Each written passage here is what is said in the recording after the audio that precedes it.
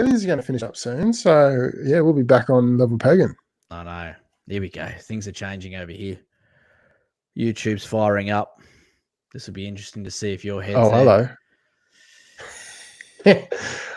Unlikely. It looks as though it's all blank. My one? Well, it just looks all blank. Oh, like both sides? Yeah, both sides. Oh. Because I'm looking at the channel doesn't have anything on it at the moment. Yeah, so there's no streams or anything. Hang on. Here we go. What's that? We're on now. Oh, fuck yeah. Now we're doing it. Now we're doing the damn thing. Right. Okay. I'm just going to Still got no fucking... Might be a bit of a lag here for you, but it says it's live on my end. Fair enough. So that we'll just have to do. Welcome, everyone. Welcome to the shit show. Yep. It's we'll talk about all the fucking ins and outs of how we just fucked everything up at the start of this in a minute, but yeah, all right. Let's do the intro and get into it. Yeah, man.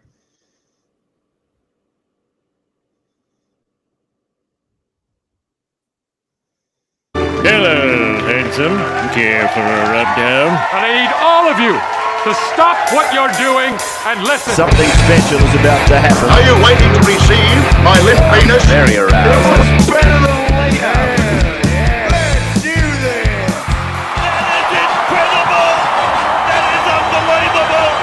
That is brilliant. Yeah, g'day rubbers. Welcome back to the Weekly Rub Down, a podcast where we rub down everything NRL Supercoach. You're listening to the Round 4 Rubdown. I'm your host, Natty, and with me, as always, riding shotgun in the Rubdown mobile is the tech wizard. I mean, the guy's an absolute genius when it comes to computers and cameras.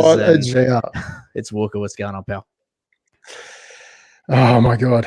It's taken another 5 years off my life, trying to get this to work, and still don't know whether it's 100% working. So yeah, let us know in the chat whether it's actually fucking working. Yeah. So pull the curtain back here. We've had some Dalai Lamas, some absolute Wesner Guamas here at the start. We're trying to kick off at 8:30 for everyone, but yeah. Technical difficulties to say the least here, but it wouldn't be the Rubdown without us fucking something up in the tech land. But it looks as though we are live on YouTube, so welcome to everyone that is watching on YouTube, all two of you and your mums. But yeah, let's I think it's just our missus. Yeah. The other room. Yeah, I'll tune in for about 2 seconds and then fuck off again. Now let's crack a tinny because I've had one fucking hectic day and I'm keen to slurp it up. God almighty. I needed that. God, I needed that. Oh, that's a multi bit of loveliness right there. What are you on? Hawks Patio Pale. Never heard of it. Not too bad. No, it's beer named after Bob Hawke. Oh yes, actually, I have heard of that. Yeah, of course you have. Yeah. No, it's nice. Unreal. Yeah, okay, not too bad. Okay. Yeah, no, mate, I need about 1,000 with the week I'm having. So, yeah, how is the little fella? Keeping you on your toes. Mate, it seems like between 5 and 7 o'clock is like the worst time in the world for him. He's just fussing and crying and wailing and whinging and sounds like you. Sounds like you when I try and mate, I beat you to it that time. All right. So as always, this Rubdown is brought to you by our Patreon, the Rub Club. So what I thought I'd do here with the Rub Club is every week I thought I'd dive in a little bit about what we offer. Just pick one thing and sort of go in depth with what we're providing at the moment on the Patreon. Obviously, 2 tiers. Tier 1, $5. Tier 2, $8 a month. And the first thing I thought I'd talk about is the waiver wire stuff that we've got going on, right? So first up, if you're a tier 2 subscriber, so you're paying $8 a month, you'll join me on Sundays for the free agent frothies, which is like a 25-minute-ish rub of the guys that are sitting below 35% ownership. So guys that we expect to be available on most waivers, who we think impressed over the weekend, over the round that was. That's going to set you up really nicely. It's going to get the cogs turning. You're going to start thinking about guys that you want to put in claims for. Then the waiver wire article will drop on Patreon just shortly after TLT drops. So, and this is an article that identifies. We'll drop it on the Monday, and then I'm revising it after TLT drops. So, yeah, it's going to be there early, and then there's going to be a couple of things just with a few nuggets from the TLT.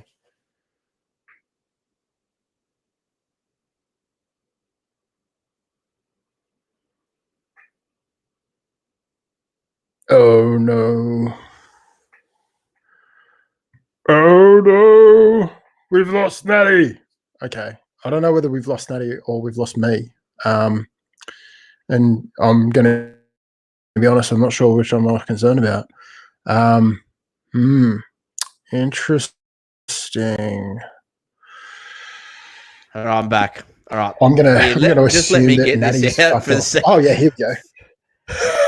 Are you here? Okay.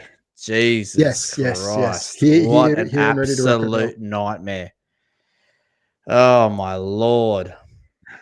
Having fun with this. Good to see it's not just me.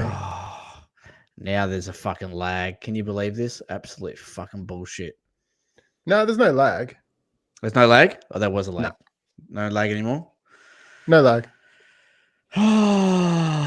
Good times. Good times. Seamless, boys. Good times. Let me start that all again. Seamless, boys and girls. How good? Now, you just be quiet. Up. You be quiet over there, because I will try and cut this up to a reel for people on socials. So, like I was saying, so if you're a subscriber tier 2, paying $8 a month, what'll happen is on Sundays, you'll join me for Free Agent Frothies, which is like a 25-minute-ish rub of the guys sitting below 35% ownership, who we think impressed in the round that was. And that'll get the cogs turning. That'll get things happening. You'll start thinking about guys that you want to put a claim in for.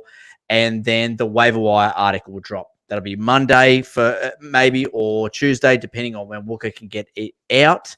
And that is something that's a little bit new. We did it last year, and we asked you guys in a poll what you would rather, TLT write-up or a waiver wire write-up, and you went to waiver wire, which is a smart decision.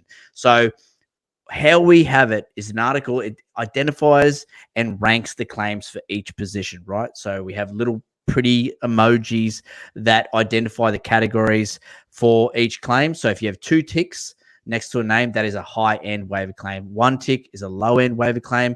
Little alarm clock signifies a free agent pickup, so you might want to set your alarm to get up at 4 a.m. and pick those guys up.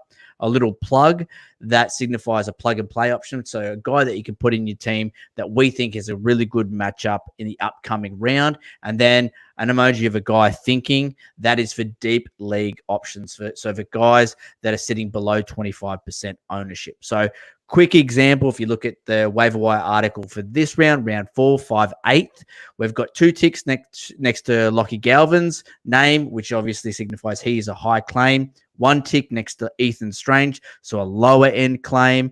A alarm clock next to Drew Hutchinson, so you might want to get up and pick him up off free agents.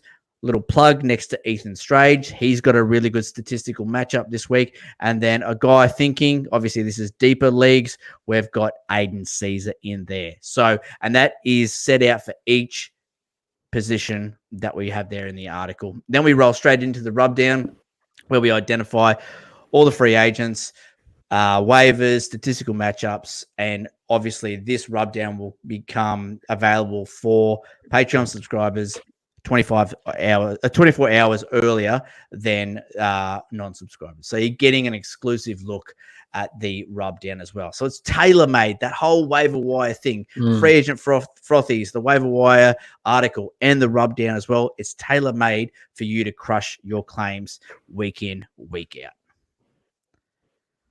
Yeah. How's that? No, it's unreal. Nailed it. Nah, hit the nail on the head, mate. Nailed it. Got it in one. Yeah, well, I never had a doubt, mate. I did do a pretty little write up for me to read out, like a script as well, so I didn't fuck it up. Because we all know that we've got enough here working against us to keep everything rolling here without me fucking anything up. But let's just dive straight. It's usually us working against ourselves. Oh, mate, tell me about it.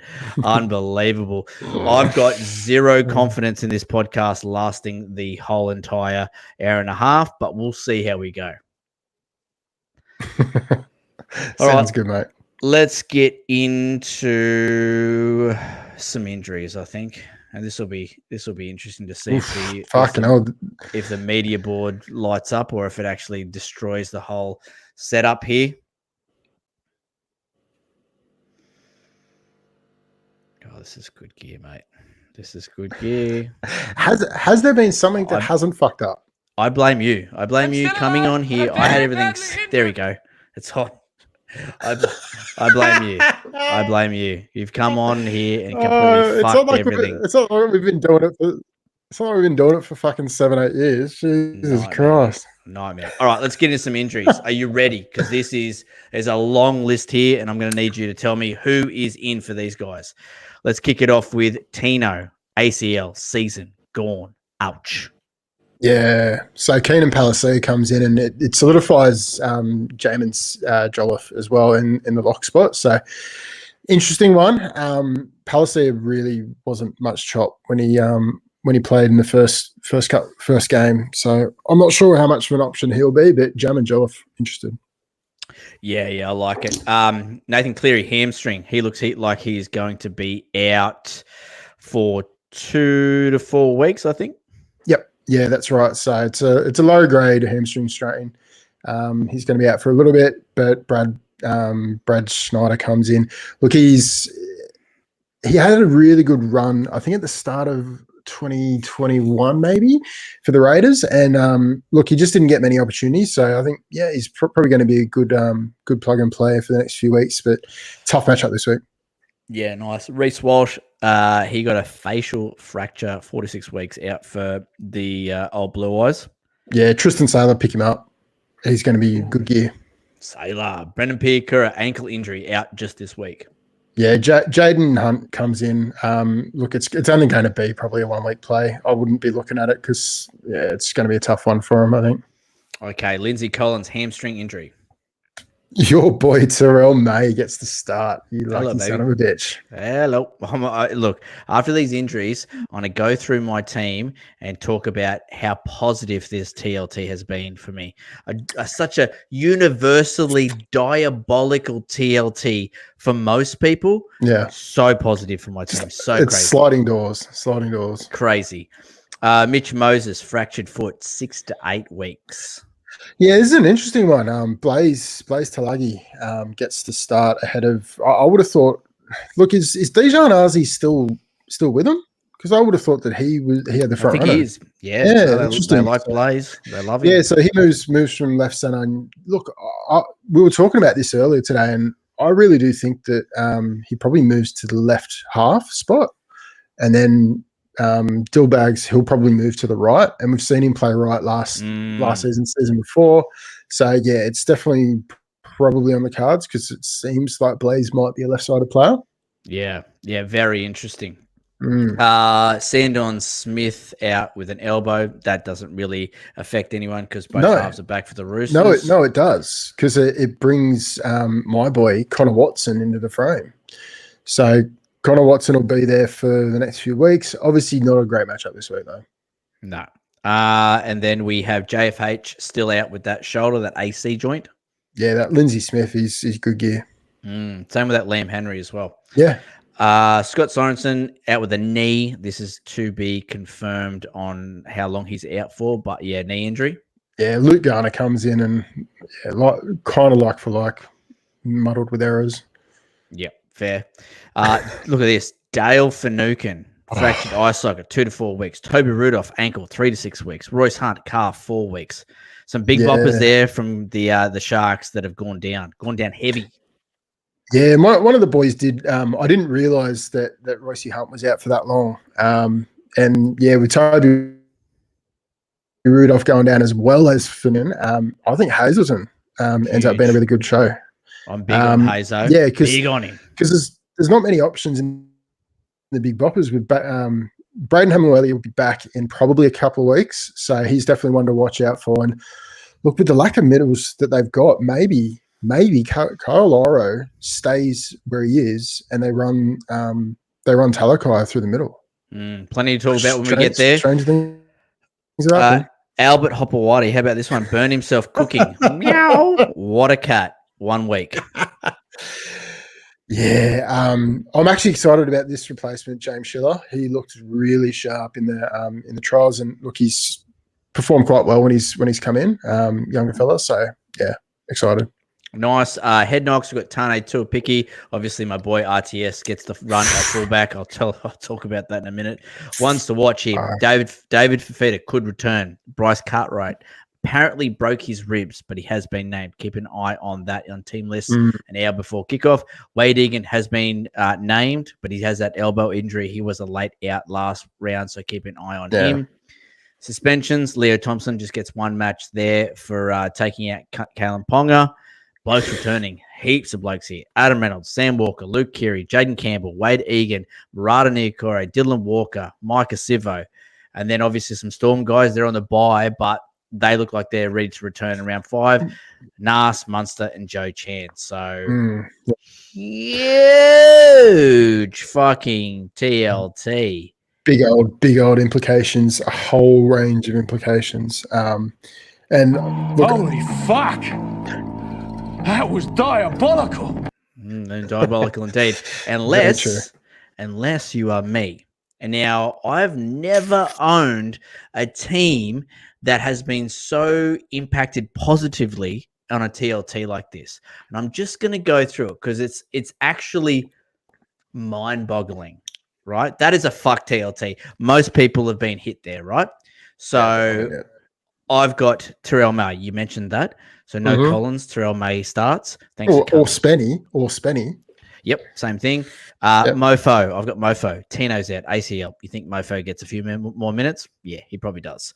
He probably does. What about if Cardi actually has broken ribs and has to sit out for 6 weeks? Who's that going to help? Probably Hopgood and Maddo. Yeah, I own them. Cole Matalangi probably. Paddy Carrigan. Do you think he plays more minutes with no Haas? Well, he played 80 minutes on the weekend. Hello, Paddy Carrigan. Thanks for coming, champ. 100%. Jaden Campbell comes back at 5'8" this week. Hello, finally. Needed him. Talakai. Talakai moving to back row. Could be amazing. If he stays there, obviously he's going to get Jewel. That's very good. And then the Jewel. Do you think he plays Nicker spot, or do you think he goes left and goes to the right? He'll play left for sure. Okay. And then the Jewel, the number 1. RTS playing fullback this week. I mean, that's unheard of to have a team that's so positively impacted by such a shit TLT. Did you mention Jaden Campbell? Yeah. So I get him back as well. Unbelievable. Wow. Yeah. Mind you, I can't buy a win at the moment. I'm 0-3, so I need some luck to go my way. I need a win. Well, I think you've been kissed on the dick with this one. So, look, if you can't win now, I don't think you'll win it at any point of the season. No, and I do feel like Lady Luck is on my side. And last time I felt like that, I won the comp. Clip it up. Clip it up. Timestamp it. Ah, feeling very good. Everyone's... I mean, the one thing. Yeah, go. I was going to say one thing that works in your favor is your opponent had Moses. So, yeah, no Moses, no halfback. He's going to struggle. Oh, I'm unbeatable this week. I mean, with that TLT drop and how well it went for me, I'm unbeatable. Can't be touched this week. You don't want to be playing me this week, seriously. I'm just reading some comments from some blokes on YouTube just fucking laughing their dicks off at all the technical issues that we're having. Yeah, we officially suck. These blokes are so technically inept, it's almost endearing. I like that. Almost. We're just regular guys trying to fucking do a YouTube, and we don't know what we're doing here, people. Seriously, we have got no idea. What do I do with my hands? 100. That is exactly what it is. All right. So, I mean, should we just get into rubbing down some of these games? Yeah, for sure. I should have got 3 or 4 beers, if I'm honest, because I'm pretty much done with this first one. Did not even touch the sides. They really do, mate. They really do. Stats, records, rankings, weather. I know the team. These games are a burial, a blowout, a human I lock. know these players. All you gotta do is bet on the win. I know this wonderful game called football. Let's get on with the rub down. Oh, fuck yeah. All right, let's jump straight into it. We're starting to use the stats from this year as well. So diving into fucking exciting. Yep, good gear. This is what we're good at. Reading stats, using the stats from the Patreon. And again, everything that we're reading now, we're looking at it, the game matchups sheet. This is all available on the Patreon. You can look at it, see it black and white for yourself. Or it's not black and white, it's fucking good. Heaps of colors, but it's very pretty. All right, let's get into Thursday, 8 p.m. Roosters v Panthers, Allianz Stadium. So this will be a cracker. This will be a really good game. Obviously, Panthers hurt with Cleary out. Roosters looking really good. Both teams supremely strong in attack down their right edge. Now, however, without Cleary in the side, you might see Luai take a little bit more control and bring the left into us. May, To'o, these guys who have been playing really well. Yeah. Big time. And I think this will work out really good because the Roosters have leaked a whopping 67% of their tries to left attack. So if they can fire up that left attack, I think it's going to work really good for the Panthers. I love this May versus Manu matchup. Manu has missed 12 tackles in 3 games, so May might have a little bit of success there. Yeah. I know, it's crazy. To'o versus Dom Young. We know Dom Young likes to jam up in the centers. To'o might get some space there. Now, for the Roosters, it's that Walker, Manu, Young, right edge. They will pump that until it doesn't work anymore. Teddy's ball playing has come back a little bit more. So the attacking prowess of the Roosters is as high as it's been in the last, 15, 16 months, looking really hot in attack. Probably 2-3 years. Yeah. And I really do love Dom Young. I mean, the way that he plays out there, stays on his wing. He's also an aerial target. I mean, how much taller is he than Brian To'o? 5 feet taller than To'o. So you would kick to him all day in that instance. 100%. So some really good matchups, even though on paper it looks like it's a really tough defensive game here, and it might be a little bit hard to come by for Supercoach points, but I really do like a couple of these guys. May, To'o, Dom Young, they're the guys I'll be looking at. What are the top matchups for you? So, I mean, statistically at the start of the season, there's not a whole heap to go on against defensive teams, and both of these teams have shown that they're very good defensively. But Victor Radley has a sensational matchup. He has the best matchup both in attack and defense. So Panthers have been conceding the most to locks. So considering Vic's been playing 80 minutes, he's probably definitely one that I'd be firing up in this one. Aside from that, I think you've hit the nail on the head with the Brian To'o, Taylor May situation. I think they'll be tacking down that left edge quite heavily, and that's probably where I'd want to get some ATS meat on those ones and fire them up in draft. But I think outside of that, I'm probably going to be watching this game with a beer, love and life. Not too stressed about Supercoach. I wouldn't want to be putting any VCs or anything like that on this game. But there's definitely ones you want to fire up for a game. Now, what about waivers? That, I think it's what are we looking at here? Brad Schneider at 7. He comes in. We talked about Lindsay Smith. We talked about Liam Martin. Liam, what's his name? Connor Watson. Yep. Liam Henry. Sorry. Yep. Yeah. So I think those guys, look, Vic Radley's been available on some waivers as well, in some more shallow leagues. So it's definitely, there's a couple of options with the injuries that have been had, but Luke Garner's probably another one, lining up against Nat Butcher. So it's look, I think the key ones from this game are probably going to be Schneider and maybe Connor Watson. But yeah, it's defensive matchup. Plug and plays are not exactly the go here. Yeah, nah, exactly. I'm with you on the whole. Let's just watch this game and have fun. I'll be putting plenty of same game multis on. Don't worry about that. I do love the double there of Brian To'o and Dom Young, even either or. So you can go, Panthers 1-12 or Roosters 1-12 into To'o or Dom Young to score. I do like that bet. But yeah, not much else to talk about here. Let's move on to Friday. 4:05 p.m. game here. Obviously, it's going to be that's an interesting Good Friday.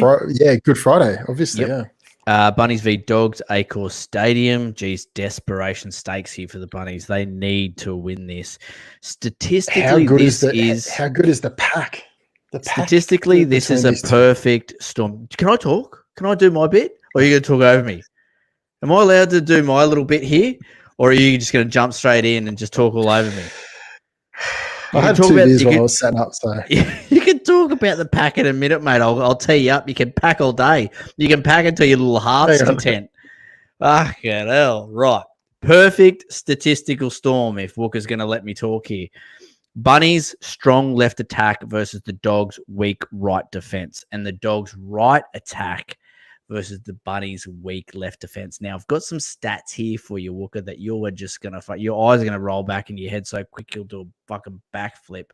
So, for the Dogs, you'd be looking at Carraz-Wilson combo, right? They're coming up against Whiten and AJ. So, Whiten, who missed 5 tackles and conceded 4 line breaks in his first game for the Bunnies. Wow. And Alex Johnston, who is probably the cleanest motherfucker in the league because he's been given a bath every week so far in 2024. He has missed 8 tackles and conceded 3 line breaks. Every single opposing winger has fucked him up with speed. So really worried about this left edge for the Bunnies in defense.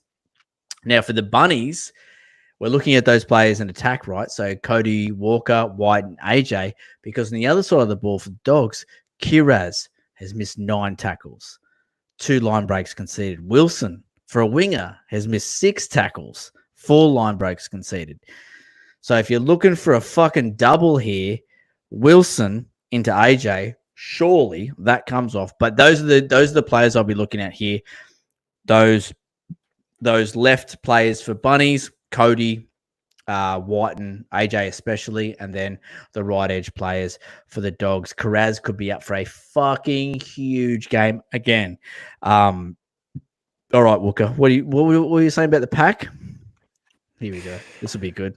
Look, the two weakest packs in the league, and look, a lot of stuff's been said about the Bunny spine and all that sort of stuff. Look, the halves and the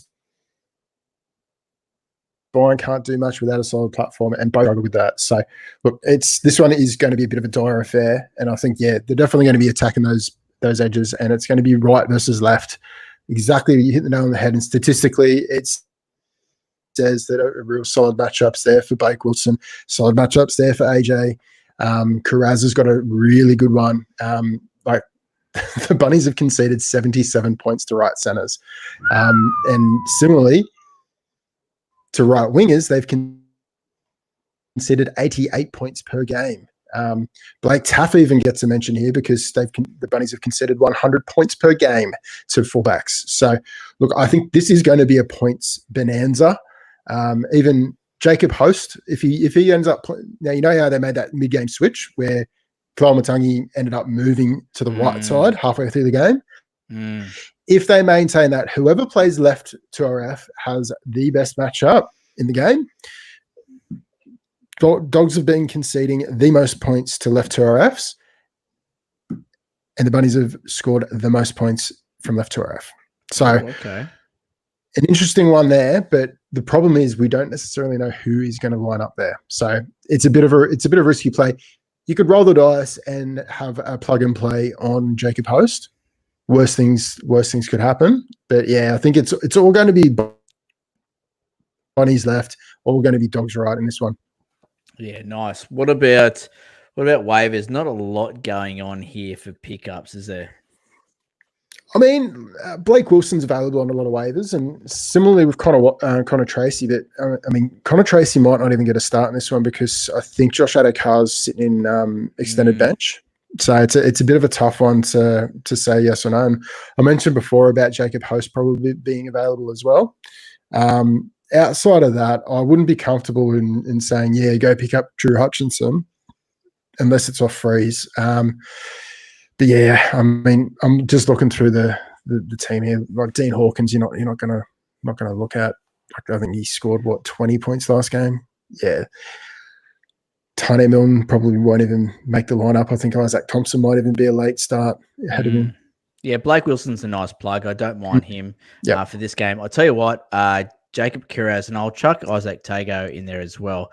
Both these guys coming off really big games. Isaac Tago obviously coming off back-to-back really big games. Just start floating their names out in the chat about maybe some trade options, right? Especially Jacob Kiraz. Jacob Kiraz goes big again here against the Bunnies. Huge sell target. Now, is Jacob Kiraz a gun? Yes. Is he a beast? Fucking oath he is, but he does play for the Dogs. So whenever Kiraz can scrape together some attacking stats, try assists, whatever it may be, like on the weekend, they got him over that 100 mark. It's time to try and pull the trigger for a CTW that has the same sort of output but plays for a better team. So just think of that. Don't hold on to Kiraz because he's coming off this massive game against the Titans because he's not going to play the Titans every week, right? And we've seen... You go. I was just going to say, even if he does score well this week, he's not going to play the Bunnies each week either. And we know that the Bunnies have been conceding buttload of points to that left edge. Yep. So and 47 points a game he was getting in pure base. That's cool. That's great. Actually, it's really good for a CTW. That base is fantastic. But let's see if we can sell him high and get a CTW that plays for a better side, right? Yeah. And same with Tago, because I think you get Tago for anyone at the moment. Tago is sky high. You could get 2 for 1 for Tago. Well, off that 145, you could honestly get anyone for him. And looking at Kiraz, the one thing about the Doggy is that they don't really have players coming back that will help prop them up. The guys there are the ones who are going to get them out of the shit. And when they're running out and starting guys like Liam Knight, you're in fucking Barney rubble. Yeah, exactly. And so don't sort of like get too attached to guys that are scoring well now. You may be able to use... If they trade them. They don't. Honestly, they don't know, guys. They won't give a fuck. But you use that as a tool to make your team better. Like, especially if you get 2 for 1. Like, if you can use Isaac Tungo to get 2 gun players for him, fuck, it's a no-brainer, people. So start shopping him around. Or prop up another position. 100%. VC's Latrell should be fucking sky high for this one. If he doesn't pump the Bulldogs are notoriously bad against fullbacks. They were bad all year against fullbacks in 2023. They started the year shit as well against fullbacks. If Latrell doesn't get 100, I'm not here. So VC the fuck out of him. I love AJ. I love Wilson. I love Kiraz. Cody Walker could be up for a big game here. Like you said, Walker, points fucking bonanza. It's going to be everywhere. Yeah. So huge VC game. Yeah, I think it's definitely a VC game. And look, a lot of the plug and plays that we're talking about, like Taff, Wilson, Host, and Connor Tracy, if he ends up getting the start, they're definitely guys you want to be firing up in this one. Yeah, big time, bro. Big time. All right, let's get into the next game here. Friday, 8 p.m. Geez, Friday, 8 p.m. And the Broncos are playing. Fuck, that's weird. That's so weird. Broncos V Cows, Suncorp Stadium. This is going to be a fantastic game. We love Broncos Cowboys games, really close affairs. And you would think this would be even closer now with all Broncos outs. Now, the Cows have been a very balanced team in attack so far. In defense, it's really hard to sort of pinpoint where they're weak and where they're strong, but they should be able to find success on both edges. Broncos, they've been the weakest against right attack, so you might look at Labart, the Nanai combo out there against Mam, especially because Ezra Mam has missed 17 fucking tackles and conceded 5 line breaks in 3 games. So if they can isolate Nanai up against Ezra Mam, she's all over. Not only in the air with the kicks. Picker is injured too. Fire up Nanai as an anytime try scorer. He's usually very short, but he could be in for one here. I really do like it. The Holmes v Stags fucking matchup should be massive here. Holmes is untouchable. Stags lifts when he plays his opposing center, who everyone's talking about. Like everyone's fucking all over Holmes' dick. That usually gets Stags right up for the contest.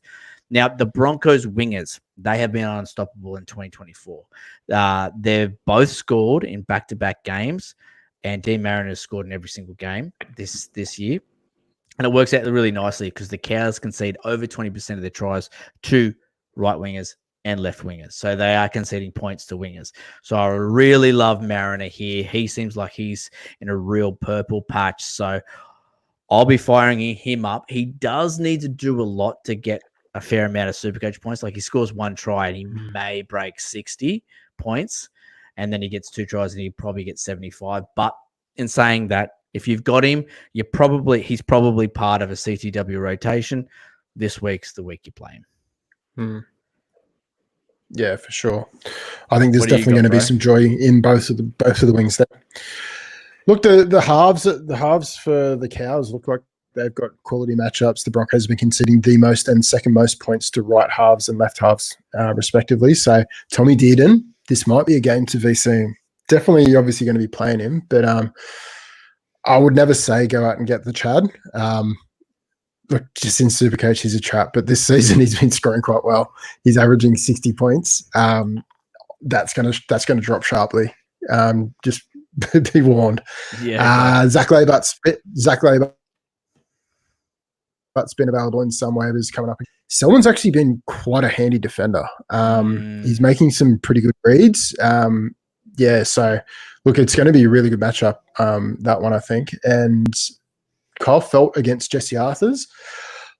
I think that there is going to be a bit of an aerial attack from the Cows, and I think they're going to be targeting that edge. So it's going to be an interesting matchup there. I think an ATS for that edge is going to be quite tasty.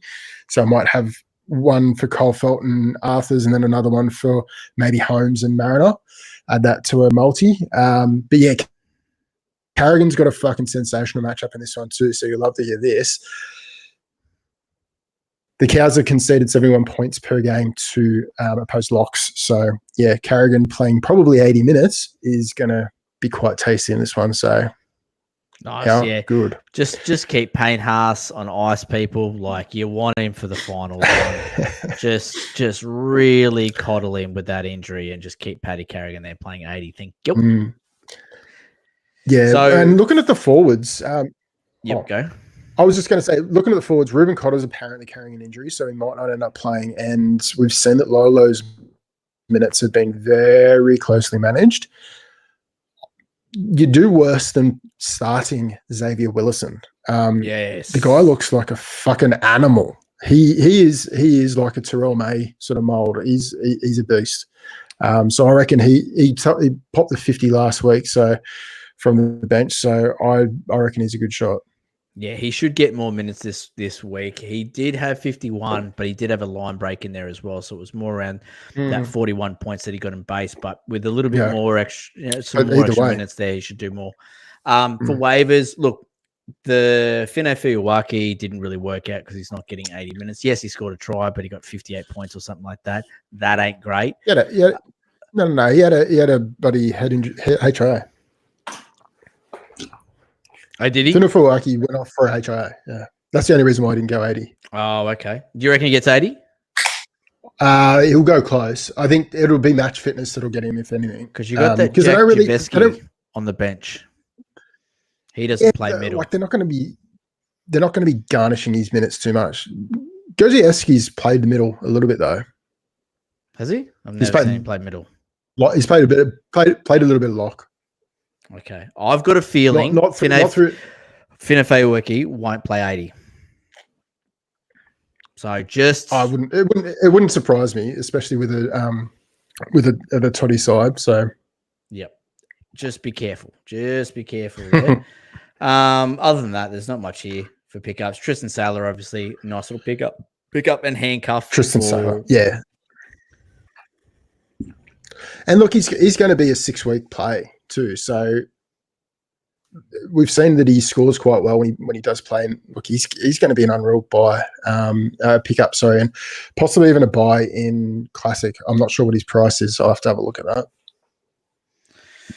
Yeah, so VC options. Look, I VC'd Carrigan last week, got 70 something. I'll probably be VCing him again this week. As long as Payne Haas is out, Carrigan is going to get 70 plus points.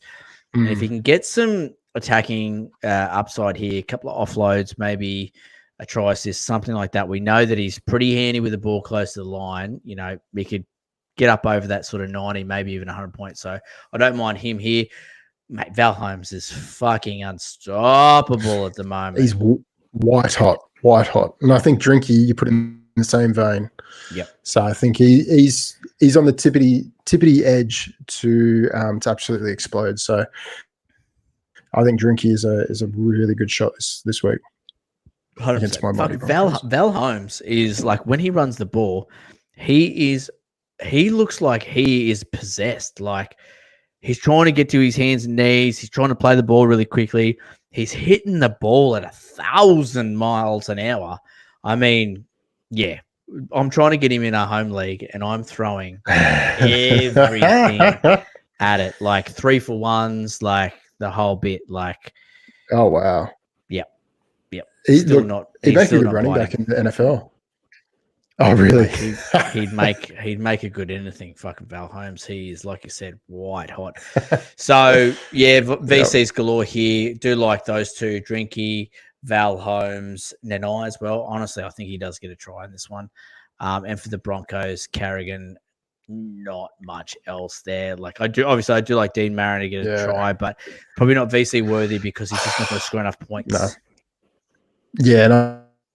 I think, look, if you're really stuck for options for your captaincy, you'd do worse than just straight captaining Carrigan, trying to go for a VC in the early games. Yeah, you're not wrong. Yeah, because it's fucking safe as houses, especially without Haas.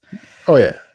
All right, let's get into the next game. Saturday, 5:30 p.m, Dragons v Manley, Win Stadium. So, look, Manley don't have a great record here at Win Stadium against the Dragons. Actually, they don't have a great record against St George Illawarra just generally. So weird old game, but obviously Manly are the better team. I expect them to get the win. Both big right attacks here, so both teams are supremely dominant on their right edge.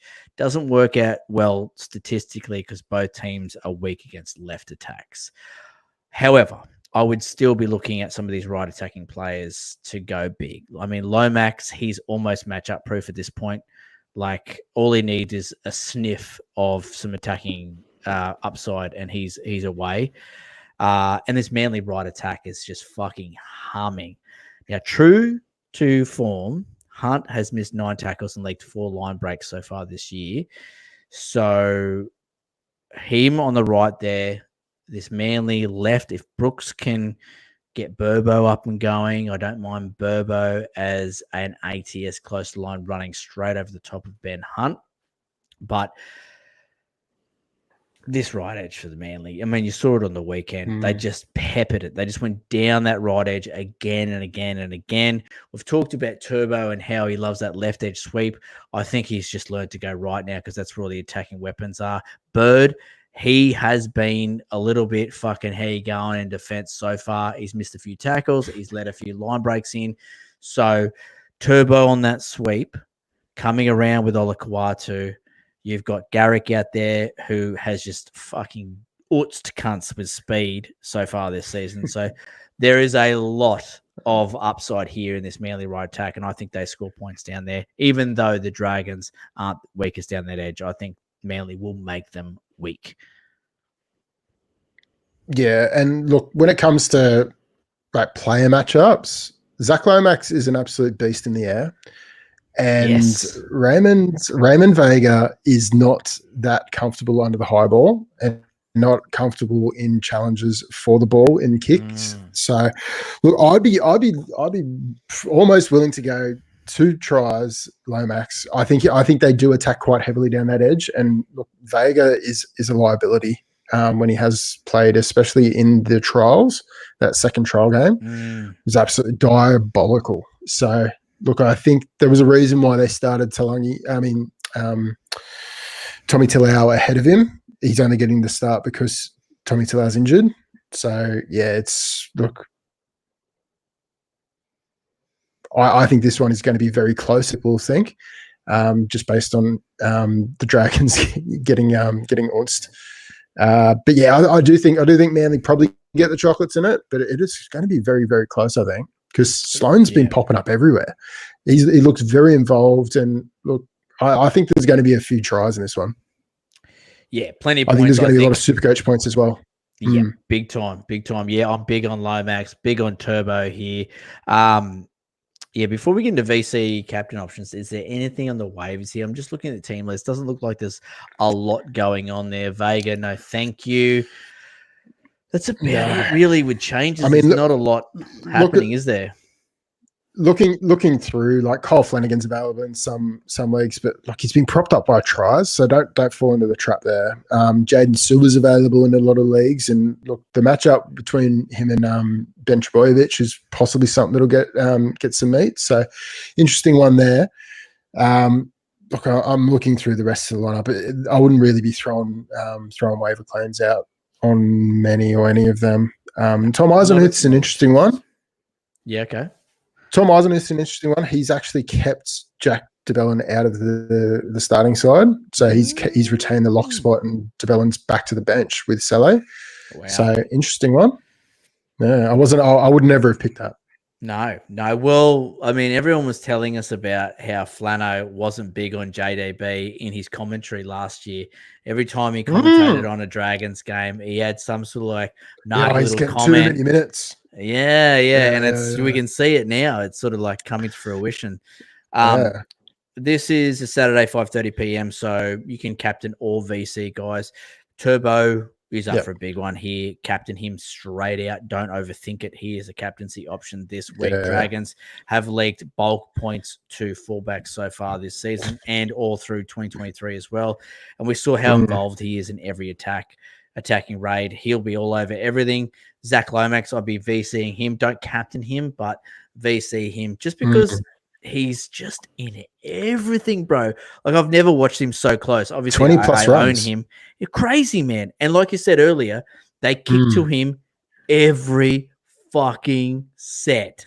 Bomb, rubber, chip. It all goes to Lomax. And Benny Hunt's kicking game is fucking phenomenal. So that's one thing that does fall into to Lomax's favour as well. I also think Garrick's a really good shot in this one as well. They do attack a lot. The Manly side do attack a lot this season and down their right side, which is weird because they were a left dominant side in seasons gone by. So yeah, it's a bit of a changing of the winds, which is good because look, Brooksy's been playing both sides of the ruck. As a Manly fan, you'd have to be pretty excited about what you're seeing. Yeah, 100%. I'm just looking at Jack Bird. 8 missed tackles, 3 line breaks conceded. So not doing too well there in defense, Birdie. So Garrick. Cooler. In and away. Yeah, cool. Yeah, sorry, Cooler. Yeah. So Cooler with speed as well. Like, fucking see you later, pal. Bang, gone. Absolutely. All right, let's move on to the next game, and this is probably the game of the round. Really looking forward to this one. Saturday, 7:35 p.m. prime time. Titans v Finns, Seabus Stadium. Set your alarms. Oh baby. Look, I love how how you were in the preseason with the Titans. You were very optimistic about the Titans' chances to be a more of a defensive-minded side, and I was like, "Look, I'll say blindly optimistic." Even Desi can't save this fucking side, and they are bad. They are fucking bad, man. Like, shout out to all you, shout out to you Titans fans. Like, if you're not burning jerseys, fucking hell, you've got steel. Anyway, this could be massive for the Dolphins. This is a real get right fucking let's put some points on these motherfuckers game. Keen to see what Jaden Campbell does. Hard when you aren't winning the ruck speed, you're not winning the middle, you're not your forwards aren't doing anything. They're not even winning the toss. It's fucked. No. Yep. They wouldn't even win a running race out of the sheds at this point. The Titans, they're not doing especially well. Not against Finucane. So Firma, Kelly, and Foreign, so they're left edge for the Titans, having some real issues in defense, combining for 9 line breaks conceded, 25 missed tackles, not in 3 games because they had a bye. This is in 2 games. That's in 2 games. So that's that left edge for the Titans. Just fire up whoever's running out there on the right for the Dolphins. Now, Sloan scored 3 tries against them in round 1. And in round 2, Blake Taff looked like Latrell Mitchell against the Titans. So, hello fucking hammer. He's up for a big one. He could get 4 tries here.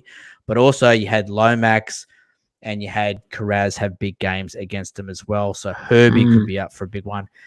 The double H here, Herbie Hammer, fire him up. I'm big on these two. Big. Hello, Herbie and Hammer. Triple H. Yeah, look, I think the ball doesn't even make it out to Osaka. I think they'll be that stretched. So I'm loving the call there. And look, I think it's going to be. I think it might be the week. Just bring in Isaiah Katoa. Like I think he's a special type of player. We did say it in preseason that look, we do feel like he's turned a corner, especially having the full season under his belt. I think he's been given a bit more responsibility. He's starting to. You could see in some of the preseason games that he was starting to form combinations with Herbie and stuff like that. So yeah, I'm interested to bring him in. I've ranked him as a pretty high claim this week. So look, it's a pretty difficult position, and funnily enough, there's a bunch of options at 5'8". So you got guys like Galvin, Katoa, Maxi Plath, all really good options this week. So they've saved their bacon in some respects. Yeah, he's a great little plug and play, Isaiah Katoa, this week, isn't he? Great little. Ken Oath being on the right side, he'll be pulling the strings definitely. Yep, scored 74 against the Dragons in round 2 with 2 try assists. It's nice. That's good. Yeah, that's a really good call. They absolutely pumped him. And they will pump the Titans as well. Big time. You'll love to hear this, the top matchups. You were looking at guys like Jermaine Asako, Herbie Farnworth, Isaiah Katoa. No surprises there, all right sort of players. Jeremy Marshall-King, you'll like to hear that. Thank you. Has an absolute top matchup. Titans conceded in their 2 games 85 points to hookers. So yeah, this is one where they're losing the middle and they've conceded a buttload through the middle, and they're coming up against an experienced pack. So they're going to have their backs broken, I think. Without Tino. So yeah, I think they're going to be up against it. I don't even think if Fafita ends up getting the run, I don't think that saves them. If you've got any Dolphins, start them, VC them. I think a couple of them are even captaincy options like Farnworth.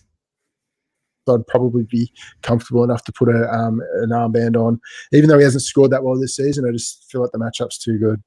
For sure. I like Hammer captaincy option. Fire him up for sure. Put the C on him. 100%. So yeah, that's going to be points. Yep. Yeah. One other thing about Maxi Plath, who's been named at lock ahead of Ray Stone, he's only available in 5'8", so he is more than likely in round 6 to get 2RF as well as 5'8". So he's one to put on the bench just to see how that plays out, because he could get out of trouble later on the season. Really good base. I'm a big Plath guy, huge Plath guy. He's short. He looks about my height. Mate, gets in there through the rough stuff. He's an absolute legend. Oh, yeah. 5'8", 2RF, dual eligible eventually. Yeah, that's good. That's good gear. We do like that. I thought he was a hooker. I don't know what he is, but I think he's just that guy. And he was available at 5'8". Whatever he is. If you put me in the game, I don't give a fuck where I play. I'll do a job for you, son. Just put me in there. I'll get it done. Yeah, exactly. Um, Plenty of tackles. Love so. Any pickups here, waiver wire wise? Well, I went through a Other few than like Plath? Plath and Isaiah Katoa is a huge one, like I mentioned before. There's a couple like you and Aiken may be available in some way. There's similarly with Jack Bostock potentially has a decent matchup against Philip Sami. Outside of that, Cody Nicarima, I've seen available in some way. There's people dropping him after those couple of 30s. So, look, I would be looking at that closely because I think he gets involved a fair bit as well. Some free agent pickups, Jamin Jolliffe and Randall. If they're available, fire them up and just see. Only free agents, don't spend a claim on them, but just pick them up free agents and just see how these minutes sort of filter down with Tino being out.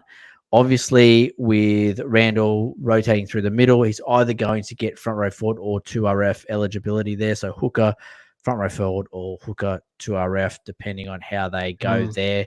So he's not a bad pickup. You would think he would get a lot more minutes like he did last year when they were missing some middles through the middle of the year. So, and he was really good. He was like averaging 55, 60 and points. he was named at front row forward as well. So it was an interesting position they got themselves into. Yep, 100%. All right, let's get off this game. I need a shower after that one. Yeah, fuck. Sunday, 4:05 p.m. Warriors v Knights Go Media. So I just talked about the Manley and their record at Wynn Stadium against the Dragons. Same thing here. Knights not so great at Go Media against the Warriors. I'd expect Warriors to get the win here. Now, for the Knights, it's more of the same that we talk about every week. It's left. Now, the Wars have been a little sneaky, a little shaky down their right defense. SJ has missed 10 tackles, and DWZ has leaked a try to an opposing winger in 2 out of the 3 games that he's played this year. So I don't mind the left. Inari Tuwala is a nice play. He looked really good on the weekend. Yeah. That's probably the best game I've seen him play. Scored that try, obviously, with that beautiful peach pass from KP at dummy half. But that was absolute pinpoint. Oh, sexy. But I really like Tuwala's base. So he had like 23 or 24 points in H8s alone, had a few tackle breaks. So, you're probably looking at maybe a 35 or a 40 just in base there. And if you're doing that in base on the left edge for the Knights, you know that you're going to be a profitable CTW. So I don't mind him as a little plug and play here. He is sitting below 35%. He should be picked up anyway. Actually, he's probably waiverable because he's on that left edge for the Knights. So pick him up.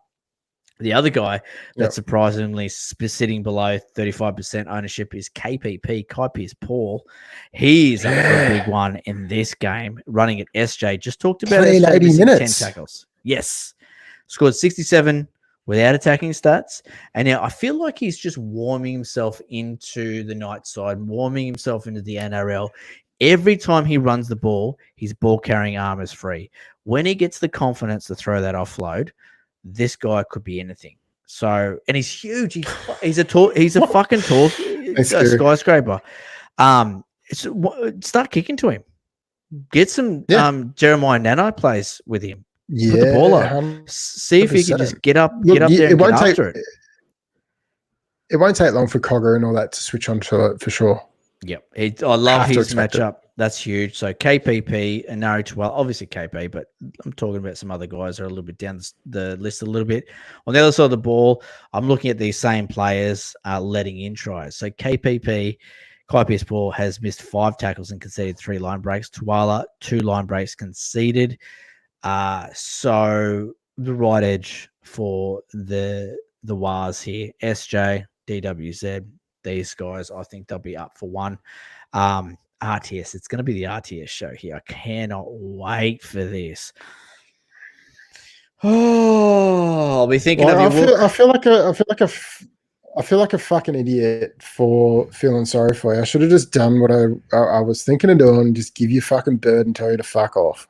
You had to give me. You had to give me RTS. You had to. I didn't have to give you it.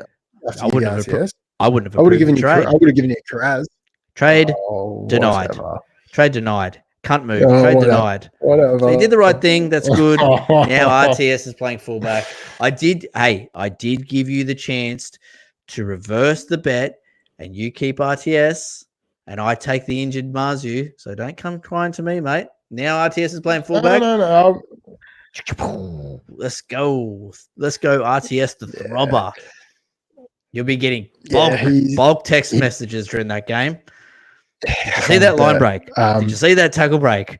Did you see? The problem is when Tuapiki went off and he did start playing out of fullback, he looked fucking good. Like it was like putting on an old glove, and he was sensational, and it was so fucking annoying. Yep, he looks so good. I'm happy. I'm happy because like as a bit of a Wars fan, it's good to see. Yeah, bloody oath. It's nostalgic. It is watching him in a Wars jersey just fucking kill it. All right, what's your top matchups for this one, bro? Top matchups. Kalen Ponga's got a fantastic matchup. I think there is going to be a bit of ruck speed, and I think he's going to be doing a bit of ball movement close to the line. A lot of it will depend on the kicking game. So have a look at pre-game just to see if there's a bit of wind about and all that sort of stuff, because I think that's going to have a big impact on the game. Sean Johnson will have a fucking crackerjack of a game. Our Knights have conceded 70 points to right halves in the first 3 games of the season, so definitely one to look at there. Toby Harris has had a decent start to the season. I think that continues. So he's a very soft captaincy option if you've got no other alternative. Kai Pearce-Paul against Kurt Capewell, I think that is going to be a very quality matchup to watch. And look, you hit the nail on the head with him running up against SJ and isolating him. I think this is going to be a very, very, very tasty watch, because like Cogger takes on the line, gets so far into the line, he gives Kai Pearce-Paul such an advantage. So I'm really excited to see this one. And look, I'm not sold on how this game ends up. Warriors have got the wood on them, especially Go Media. But look, I think the Knights, they're looking to turn a corner. I mean, and yeah, I do think that they're going to come back in this one, and it's going to be close. I'm loving how good Dane Gagai has been playing as well. He hasn't really missed a beat from last season. He's putting himself out there. We were of the opinion that maybe last season was just an outlier. It's looking like it's not that case. So he looks good. I'm loving it. I'm loving it. And turning a door. That's a new phrase that Wooker wants to add to the vocabulary. I love it. Turning doors. Yep. Waiver wire, Kai Pearce-Paul. Kai Pearce-Paul and Kai Pearce-Paul and Kai Pearce-Paul. Other ones who are available are guys like Adam Elliott. You possibly see Jackson Ford available in some leagues, and same goes for Adam Pompey as a plug and play. Coming up against Dane Gagai, so not the best matchup, so probably avoid that. Anari Tuala, another big one there. Get him in your plug and play for sure. Left wing for the Knights, you want him. Get him around you. Yeah, that's it. Next game, Sunday, 6:15. Sharks v Raiders. PointsBet Stadium. Hard game to read. I really tried to dig in here. And it's always when I look at these Raiders games, right? Because I can never tell where they're strong in attack, and I can never tell where they're weak in defense. And it's the same thing again. All I can tell is they do like to give Strange early ball, and that left attack seems to be humming a little bit for the Raiders. If that's on, they may find success up against this Hines, Nickera, Raming, Corridor. They've missed 27 tackles combined in the first 3 rounds. So might find a little bit of success there for the Sharks. Obviously, this left is sexy. You got this KL Iro coming in, Sifa Talakai now at edge back row. Ronaldo Mortallo has started the year on fire. Yeah, they'll fuck teams up for Supercoach points. Doesn't matter who they're playing because they're pretty much unstoppable. However, the Warriors may have laid out a bit of a blueprint here on how to play the Raiders, and that's just to send bulk traffic towards Ethan Strange. So Strange and Hudson Young. Yeah. Strange and Hudson Young, 21 missed tackles, 8 line breaks conceded between those two. So I really think the short ball from Hines to Nickera could be on here. Love Nickera as an ATS. Love Nickera to go large here. I think this could be the game for Hines that he actually goes big. He means Talakai. Nickera is suspended. Oh. No, so who's playing right edge back row? I would imagine, Talakai has been named to shift across to the edge back row, and Teague Wilton is also in the back row. He's played a little bit of left, played a little bit of right. I'm not sure whether they'll keep Talakai on the left. It gets better for my team. I didn't even realize this. This is unheard of, people. Now Talakai's got a good matchup. Everything's coming up, Natty. Talakai moves to the right, and that's where the matchup is. Holy fuck! How am I going to pick two CTWs this week? I can't wait until next week when you're 0-4, and you I smell a bet. I smell a bet. I smell a bet. Put your money where your mouth is. Mate, if I was up against you. Well, you either bet or you shut your mouth. You said 0-4. You said 0-4. You want to back that up with something, or you want to stay quiet over there? Mate, I just think that that's what I thought. Big game. You're talking a big fucking game. That's what I thought. Hush now, my child. Let me get my first win. Let me get my first win. Don't sully my first win of 2024. Okay, that sounds good. Yep, I'm totally on Talakai then. Get him in. Yes. Fire him up. Captaincy option, ATS, the whole bit, because he'll be running straight at Strange. Fucking tough day at the office for Strange. Oh no. Oh god. Yeah. It's not ideal. Who do I play this week? Lomax, RTS, Talakai. I've got a real conundrum on my hands this week, people. That's where I'm going to drop on your bench just to get that hit as well. This is where I probably will fuck. That's where you're going to fuck yourself over. I'll make the wrong decision here. That's what'll happen. Oh, your Tinker Stinker is going to fuck you over. I love that. Looking at matchups, Ethan Strange has a good matchup, but look, he hasn't, apart from when he scored the try, he doesn't really score that well. Like the Sharks' middle have been absolutely rissoled in the first three games, irrespective of when they've won. So look, Josh Papali'i and Tapane have a fucking awesome matchup in this one. Even Morgan Smithies to a degree. So definitely those three guys, if you've got them, fire them up. And look, Tapane didn't score that well last week, but I think in this game in particular, with so many middles out, fuck, you'd be stupid not to give the armband to Tapane. Morgan Smithies, if you do have him, low score last week, but I do think that he does score well this week against a very, very, very depleted pack. Teague Wilton, great matchup along with Talakai. And look, there's a lot of nice matchups here to be had, and yeah, a lot of it through the middle.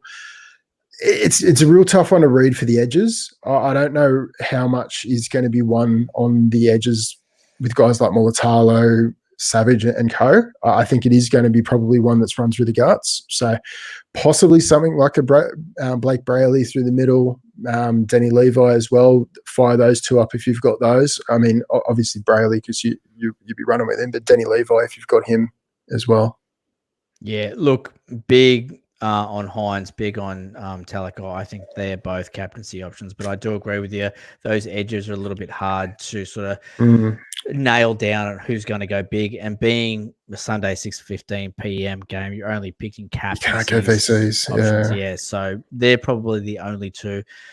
Honestly, the Raiders just don't have captain options. They barely have VC options. So it's weird. They're just a fuck team. We talked about this in the preseason, how fucking vanilla they were and how hard they were to read. It's exactly the same in 2024. I just can't get a read on them. For waiver wire pickups, KL Iro, I don't care if it's only 1 week.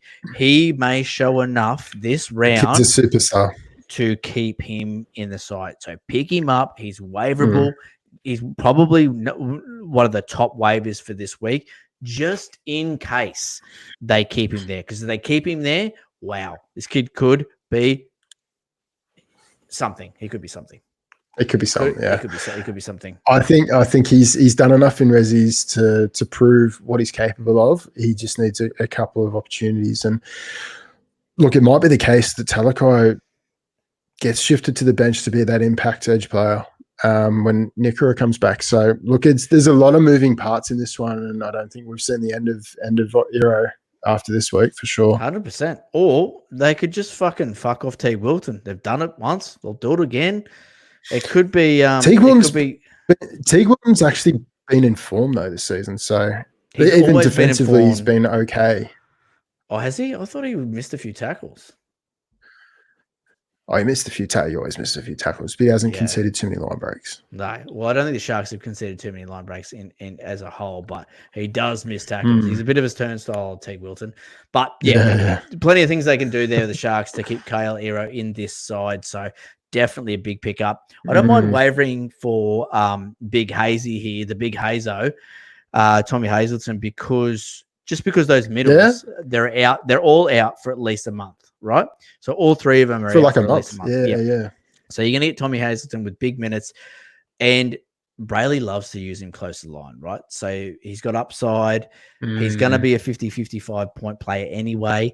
Scores a try, you're going to get good scores from him. I really like him as a waiver wire pickup. I seldom say that about front row forwards, but yeah, he's got upside. It's as simple as that. Yeah, and they don't have many big bodies on the bench either. So, like, I do feel like he'll get pretty bulk minutes, and they'll try to keep him out there as long as they can. Yeah, big time. I mean, he's got a nice offload, plenty of tackle breaks in him because he's a big boy. Yeah, I do like to play. All right, let's get into the last game of the round. Monday footy is back, 4 p.m. Last game of the round, Eels v Tigers. Hard game to sort of read as well, this one. So Eels left edge is fucked, and there is no other way to put it. 80% of the tries scored against them goes down that edge by right attacks. Morgan Harper, 10 missed tackles, 9 line breaks conceded. Statistically, the worst defending backline player in the league. Do with that what you shock will. me. Shock me. So this was the guy that was given a fucking sponge bath by Talakai. Yeah, and I mean, look, and the thing is, like, after that, he was actually quite good for Manly. Like, he wasn't that bad. Like, everyone thinks about that Talakai game and goes, yeah, he was given a bath. But after that, he came out and played really well. But this season, everyone's giving him a bath. Everyone's a Talakai. Every player that he marks up again is Sifa Talakai. So almost as clean as Alex Johnson. I don't know who this Solomona Fatape cunt is, but fire him up, baby, because he's running straight at Morgan Harper. Get him going, bruz. He may be the top scorer this week. This Fatape, if that's how you say his name. Never heard of you, champ, but looks like you're going to be sitting top of the scorers after round 4. What a matchup. Fire him up. Look, I can't really pinpoint what's happening here with the Tigers attack. I've only seen 2 games, and they seem to be all over the shop. Really haven't settled on left or right yet. And for the Eels, too many moving pieces, right? So you've got this Talagi coming in. He's going to be playing 5'8". Does he play left? Does he play right? Where's Brown fit in? Is Cardi going to play? Is Maddo going to go to the edge? A lot of moving pieces. Hard to really sort of pinpoint where the points are going to come from, right? So if you had to captain anyone, I'd be in this game, I'd be very worried.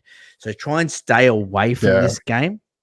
In saying that, Brown steering the ship, having the keys to the car, I do like that. Every time that he has had to step up into this role, he's done really well, super coach wise. If Cardi is out, I think that could be huge for Maddo. Maddo back on the edge, getting 80 minutes. And then if Brown does move to the right and Maddo's out in the right, fuck me, that's sexy. That's if you've got Maddo like I do, huge. That could be massive, right? So just keep an eye out on that. So Eels notoriously bad against fullbacks. Bullock could have another game here. And it must be noted that Gutho usually goes big when one of Moses or Brown are out. So keep an eye on Gutho as well. So when I'm saying like it's hard to pinpoint, there could be a lot of super coach points here. It's just hard to fucking find out which one it's going to be or who it's going to be. Who do you like, bro? Looking at a couple of matchups, hit the nail on the head with Solomon Fatape.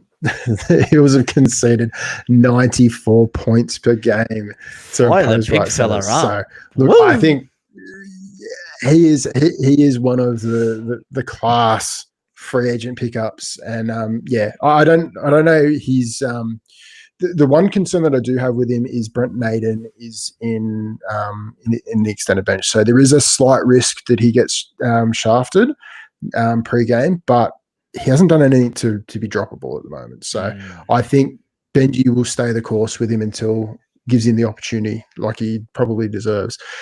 Charlie Staines has a good matchup statistically. I don't trust the Forbes Ferrari, so I will be looking elsewhere. Staines. Come Staines, exactly right. Jareen Buller, again, he was conceded 85 points per game to opposed fullbacks. Buller has proven that he can pop up any and everywhere. So he's definitely of the puppy sort of mold where he will follow the ball and he'll put himself in the right areas. So he is definitely one that fire up if you've got him, put him in your flex. He's going to be fucking awesome. And if Bryce Cartwright was playing, he has the best matchup for right 2RFs. If that's not the case, and he does have the broken ribs, Maddo, almost captaincy option. That's on trend for my team. Option That's on trend for my team this week. Yep. So it makes sense if Maddo is out there. Yeah. Unfortunately. Get him in. Unfortunately. Good. But outside of that, look, Charlie Staines isn't the best of defenders. Mike Acevo coming back will have a point to prove. The only difficulty is if it goes the way I'm thinking and Blaze Talagi ends up playing left side, I just don't think they'll put themselves in the attacking opportunities. I think they'll be steering the ship to the right side. So that's where Penasini and Maddo / Cartwright will probably get a bit of the traffic. Yeah, I think you'll see from Talagi, I think you'll see the same sort of play that Ethan Strange has. When you get the ball, step inside, you tuck it, you run it, play simple football. I think you'll see plenty of running from Blaze. What a name, Blaze. But yeah, it's such a good name. The outside men will get fuck all ball from Laser. Blazer. He'll just be chucking left foot step and doing the Herbie Farmworth dance, I think. Waiver wire pickups here, Talagi. Only available at CTW at the moment, but the top one, Lockie Galvin. Such good base. Yeah. Has a good attack game in him as well. So he will have upside. So he's definitely one that he's going to be a top waiver claim for a lot of leagues. So if he's available in your league, chances are he won't be available next week. So put a claim in tonight. Yep, I agree. Totally agree. Some big bobbers for the Tigers played well. Stefano Udikamano got 60 minutes and got 62 points from that. Fanua Pole, who is 2RF front row forward dual eligible, he got about 58 points, I think, from 57 minutes. So two guys that really solid PPMs there with really good minutes. If you need someone you can punch in your front row forward spot, I think you could do a lot worse. Other than those, Clemmer would be worse. Yeah, Clemmer. Yeah, don't get Clemmer. Other than that, it's probably about it. Justin Olam looked like he was unbelievable last week. So, look, he's definitely one. Like he looked a little bit injured towards the end of the game. So I'm not sure if he's just been named to see if he can see it out. But yeah, if he's available, you could do worse as well. Yeah, for sure. We've seen Will Panasini make some poor defensive reads in the past. Yeah, you're right, 100%. Yeah, the penis can go limp at stages during games and miss a couple of tackles. Happens to the best of us. Clip it up. All right, captaincy options. Look, Gutho and Brown, and that's about it for me. Yeah. Oh, Maddo, maybe Hopgood, but Maddo's there. Yeah, fire Maddo up. Yeah, I wouldn't be looking at the Tigers for captaincy options. You couldn't trust any of them at this stage. Yep. Zay Papali's turned back the clock. Hopgood's worried me last couple. Obviously, got that try a couple of rounds ago, but he really has put the offload away, and obviously isn't getting those bulk minutes. So when you're scoring 12 points from offloads each game, that is a big concern. Drop. It's a big drop. Yeah.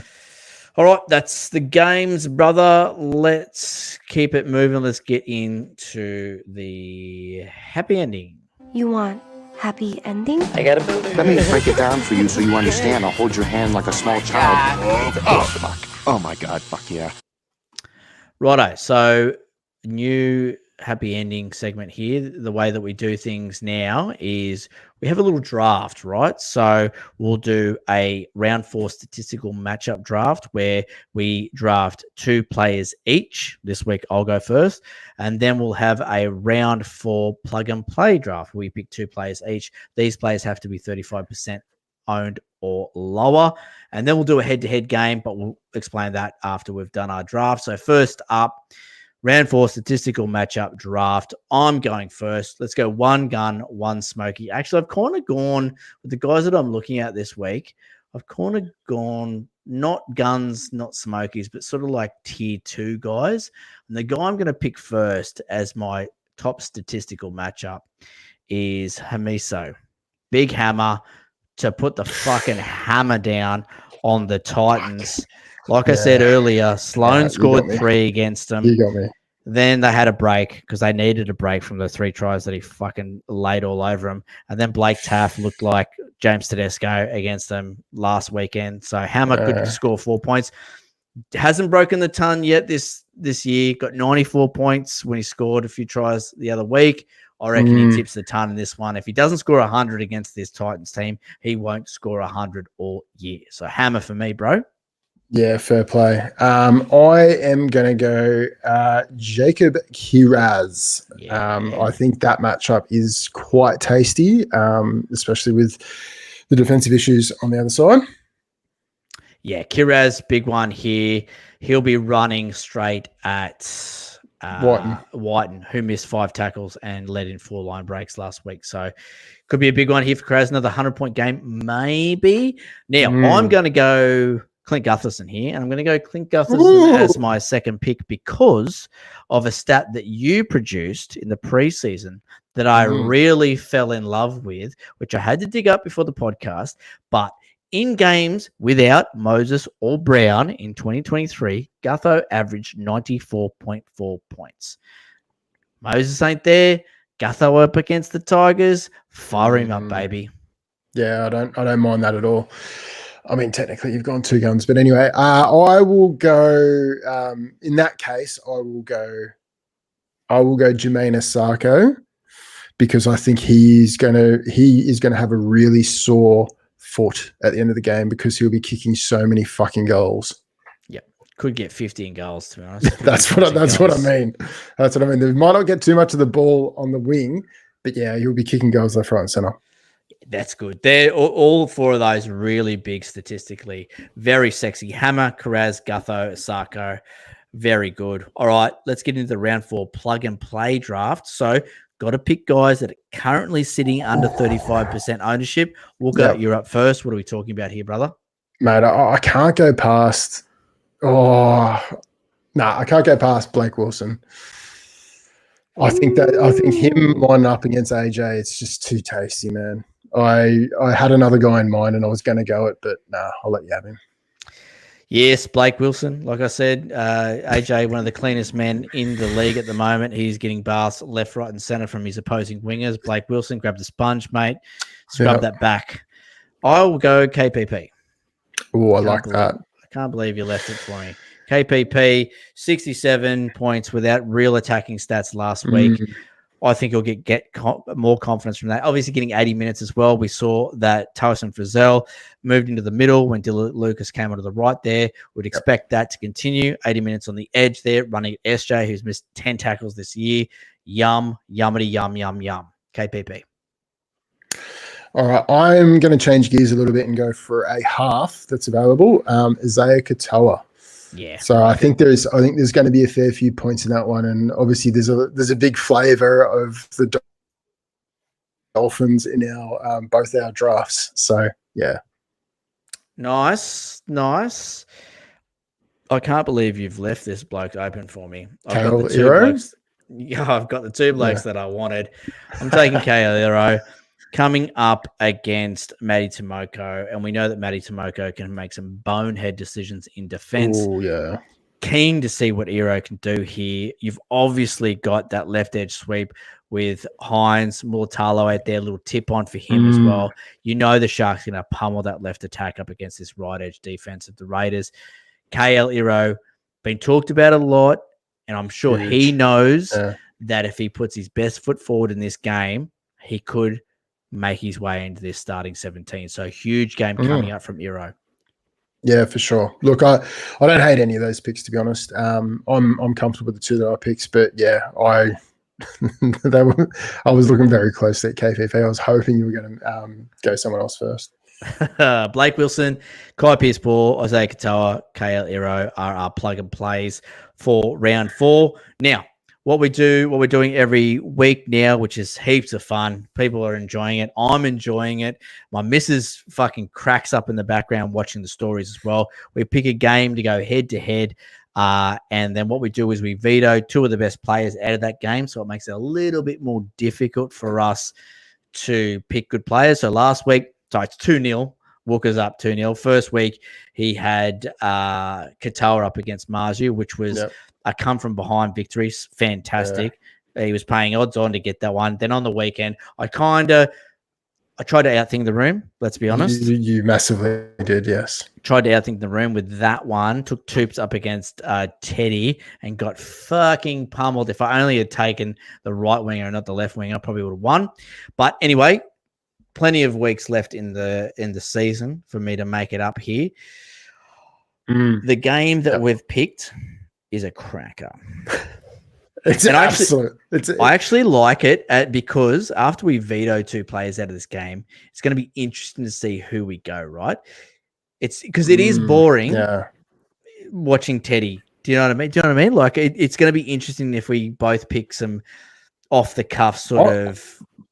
I'm interested to see who the second veto is. Yes. So let's talk about obviously. The game is. Yeah, go. I was just going to say the game is Titans v the Finns.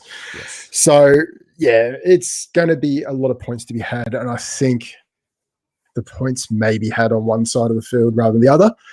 So yeah, I think it's just going to be a rush to get certain players. So veto wise, we've definitely gone Hammer. Who's the second one? The other one that we're going to be vetoing? Well, it's got to be a Sako or Herbie. And I'm going to draft the one that we don't say. I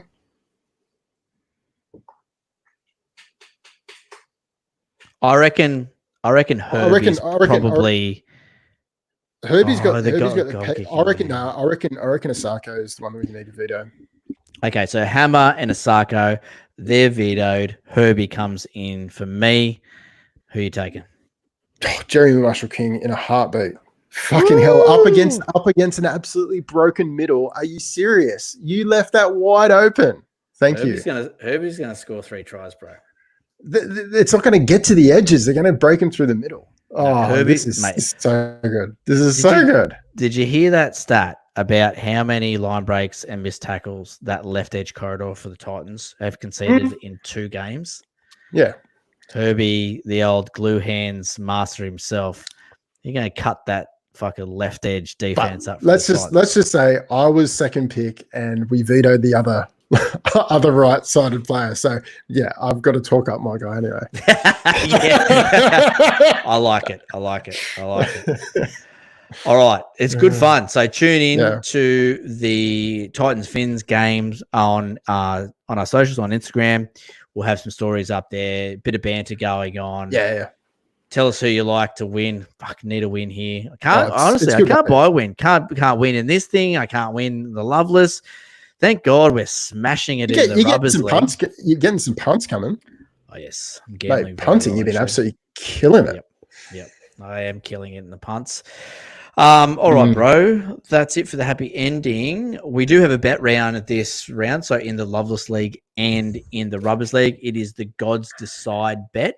And we call it the Gods Decide bet because it is the third highest scorer from your team, including the bench, not including VC or captain scores, so just raw points, up against the third highest scorer from your opposition.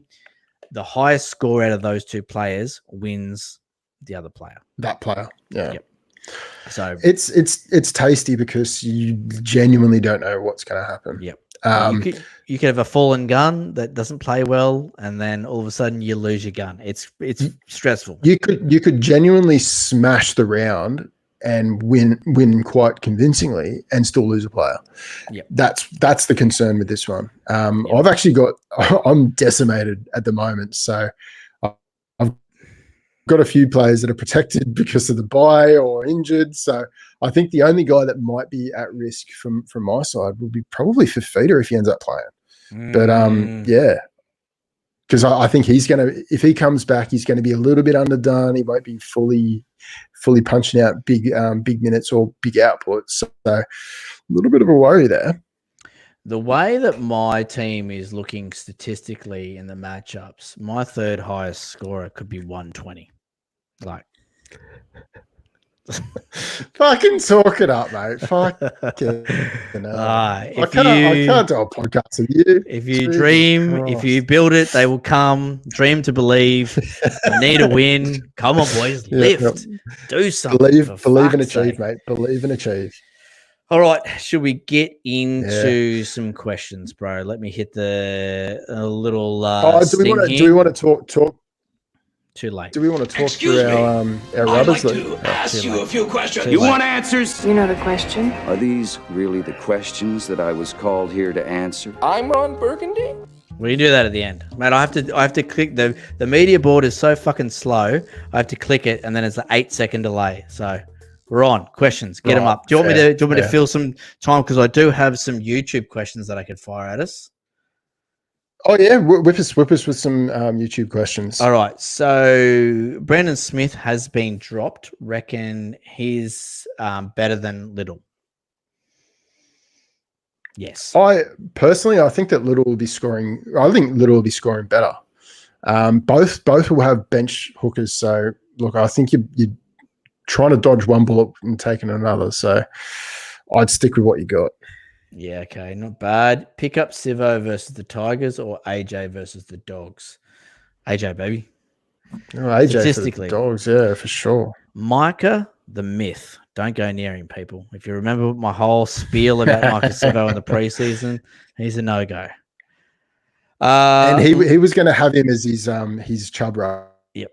And then I looked at the stats. And then he went into the detail, and Natty went, no, thank you. Nope. Computer says no. Looking at Katoa for this one, possibly Blaze for the Eels. Yeah, I don't mind Blaze as a pickup. Do we put the VC on Carraz or Lomax? That's a good question.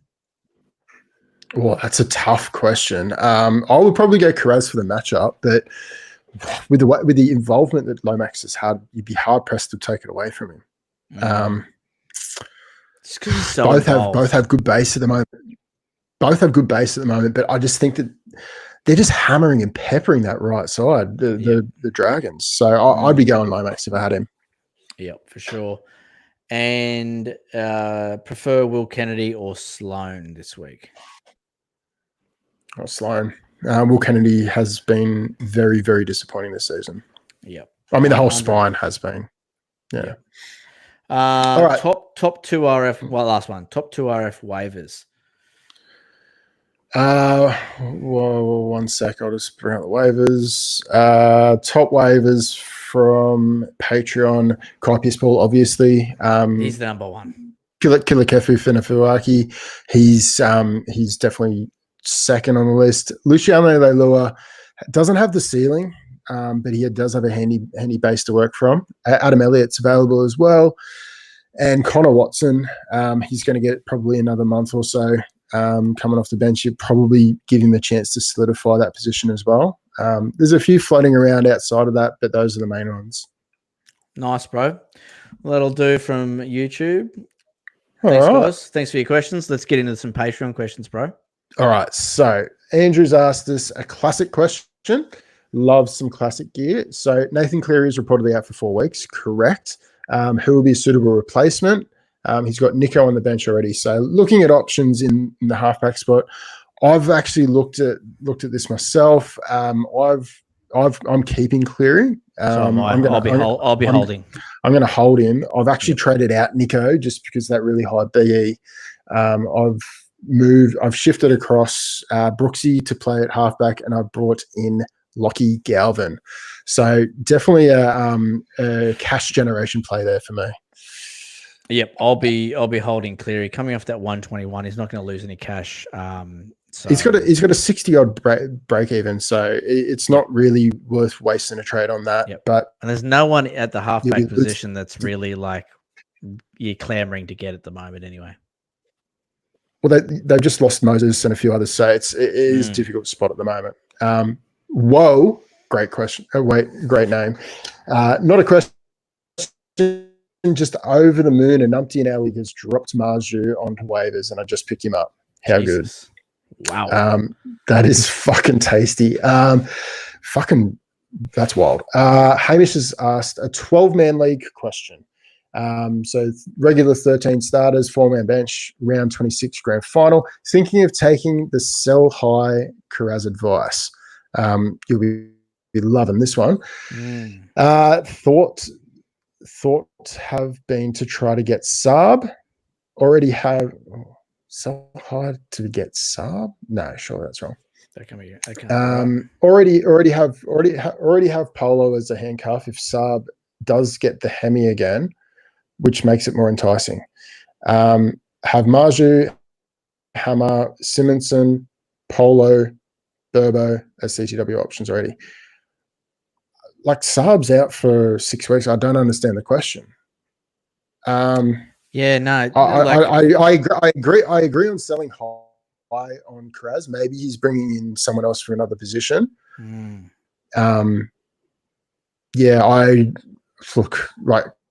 Saab's injured, man, and like he's got a hamstring injury that he's had previously, and with those high twitch fibers for those sprinting type players, high re-injury risk. So it's not one that I'll be jumping on personally. Mate, reach for the stars, bro. Yeah, like start looking at blokes like Taylor May. He's coming off a 100 plus game. 100%. Like you, like I said RTS, earlier, you need a player that's playing in a better side with attacking upside, but also has base. That's what Kraz is going to get you. Yeah. And look, even if Saab was fit, he does not have base. Jake has asked us, with all the changes, injuries to the halves, would love to see a round 1 versus round 4 halfback comparison chart, along with your thoughts on scoops/avoids, boys. Probably not something we'll do because it's obviously be a standalone thing that would be useful for a very, very handful of people. But I mean, there's a bunch of information we've put on the waiver claims sheet. So just jump onto that post and have a look, because we have identified the key beneficiaries of a lot of those injuries, and that's kind of where we'd see there's been a bit of a dip in form for a lot of the halves as well. So guys like Cody Walker and a few others have really started the season quite poorly. So I mean, it's a buy low, sell high situation. I was going to say, that's where the flip and fetch articles come into play. Get those up. They're really going to give you a fantastic insight into guys that you want to start selling and guys that you want to start looking at bringing in. So if you're in a trading league, this is perfect. The flip and fetch sheets that we have in the Patreon, this will give you a really good insight into guys you need to start targeting and guys that if they are in your side, guys that you need to get rid of. Yeah, and we actually started this week releasing the flip and fetch sheets, so they're available to have a look at on the Happy Ending post. So have a cheeky gander at that. Sam has asked us a draft question. Mitch Moses owner Mike Nolan says, "What's the move here, lads?" He has waiver priority 4. This comp usually has lots of waivers. Lots of waiver movement, so he's not worried about keeping his waiver priority. His waiver targets are Cogger, Trindle, Hutchison, Caesar, Boyd, running an AE where he's got Preston, Smithies, Metcalf on the bench, or Schneider. fuck. I think Cogger is a decent option for season long, but outside of that, running an AE is probably not the worst option. It's 8 weeks though. If it wasn't 8 weeks, it'd be a bit of an easy decision. Cogger's interesting. He did, like we were talking about, and we sort of did preface this last week about how he has that ability to square up his shoulders and play deep into the line.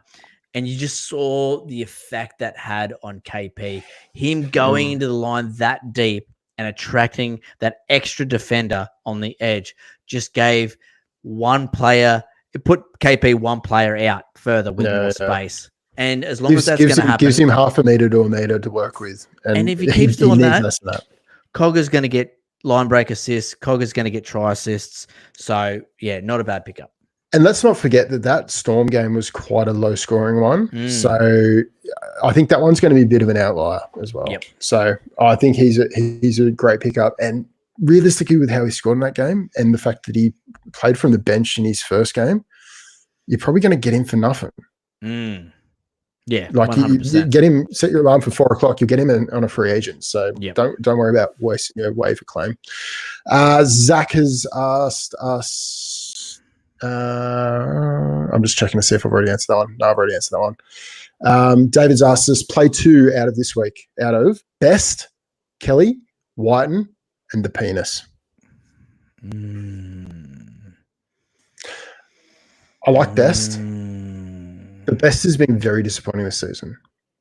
Statistically, I'd say Whiten, just because he's coming up against Carraz and Wilson. And the amount of tackles they've missed and line breaks, yeah. So he's not a bad play. Line breaks, yep. Yeah. I mean, Panasini lining up against Justin Olam. He does fly to the line sometimes to get some big hits, possibly get a bit of opportunity there. Kelly, he's a great player. I can't back Titans players. I just can't back any Titans.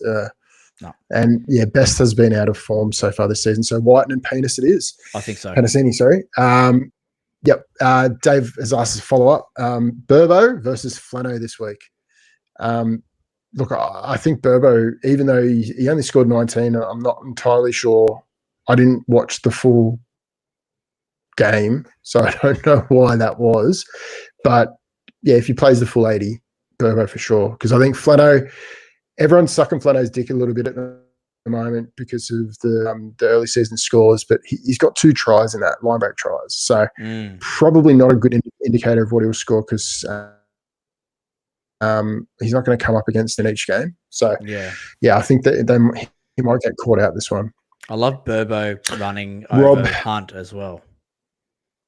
Yes. Yeah. But we've seen, even though Hunt has played a fair bit of hooker and stuff, he's not the flashiest defender in the world. Every year, he tops the list of missed tackles. Can't catch a ball. Can't catch a ball to save his life either. Rob has asked us a draft question. 10-man league, 4-man, 10 starters and 4-man bench. Best 2 out of Hopgood, Carrigan, and IPAP to play in 2RF. He's using the 3rd in a 2-for-1 deal to get Walsh. Oh, I like that. Buy low. Yes. I think you want to keep Hopgood and Carrigan. Yeah. Yep. Especially I think Hopgood and Carrigan, IPAP has shown a lot of promise. And Hopgood, if Cardi's out for a while, that should be massive. That should be massive for Hopgood because he's not going to have to deal with Madden coming off the bench and stealing his minutes. So, yeah, I mean, that's my back row is Hopgood and Carrigan, and I'm very happy. Yeah. No, I don't mind that at all. Dave has asked us Brooks and Bizza versus Dillbags and Lomax. Dillbags and Who Lomax. scores more? Dillbags and Lomax. This is for a trade. This is for a trade. Sorry. I would rather. I think Dillbags and Lomax. Like without question. And it's a non-captain's league, but I think either way, you'd want to be getting some season-long value out of Dillbags and Lomax, especially with Dillbags named at the 7, could be getting halfback in round 6. So keep that in the back pocket. BMAD has asked us, no Big Red. What the fuck? Not a question, just a rant. Look, you're not alone. There's a lot of people who drafted him relatively highly based on what he did last season. No one saw Morgan Smithies coming along and absolutely unseating him in the lock spot. So, yeah, it's an interesting one. Fucking annoying. They just love that Morgan Smithies. They love him. Yeah, they do. He is that archetype bloody rated. Yep.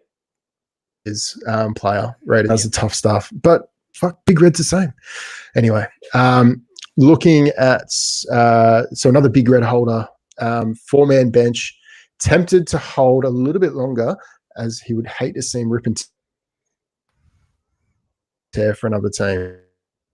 Might be, but he earns. But if he earns dual front row forward due to the emergence of Smithies, he could be invaluable.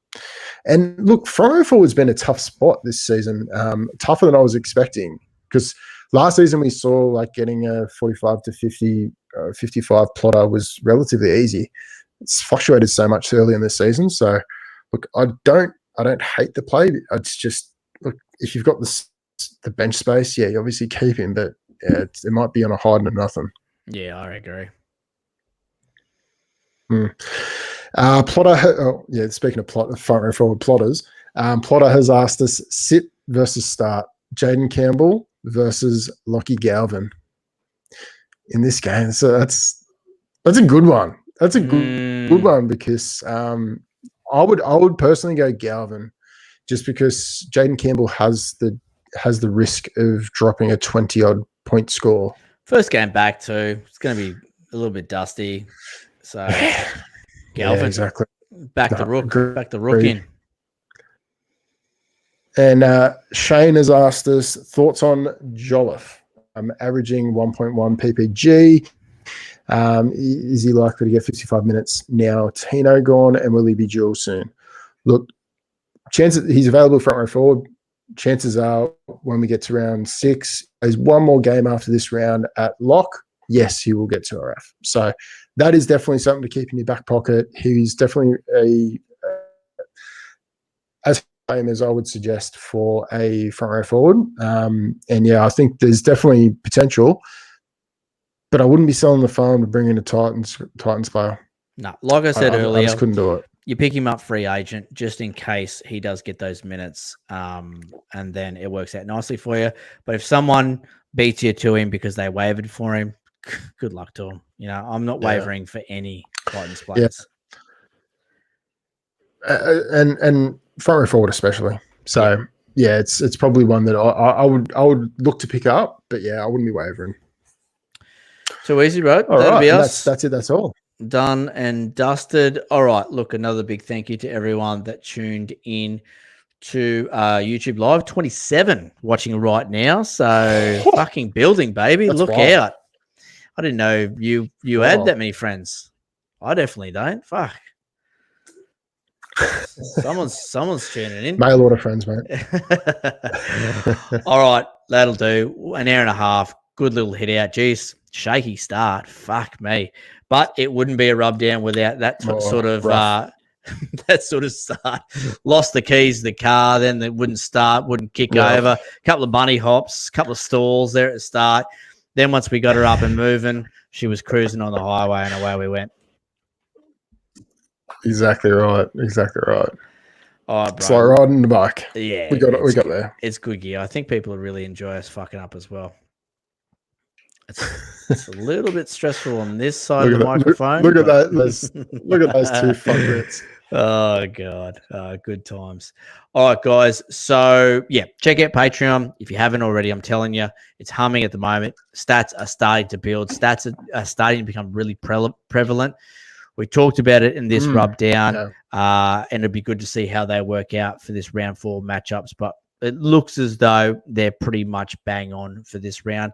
So get on there. Each week I'll be talking about a little bit of a segment from the Patreon. So this week I covered waivers. Next week I might cover the game day matchups. But yeah, look, as I always say, something we're really proud of. Stat sheets that you can't get anywhere else for, $2 a week? Fuck. If you're really into your draft, if you're really into your Supercoach Classic, whatever it may be, even your punting, this is going to help with your punting. I use these stats to help me with the Chase Your Losses podcast as well.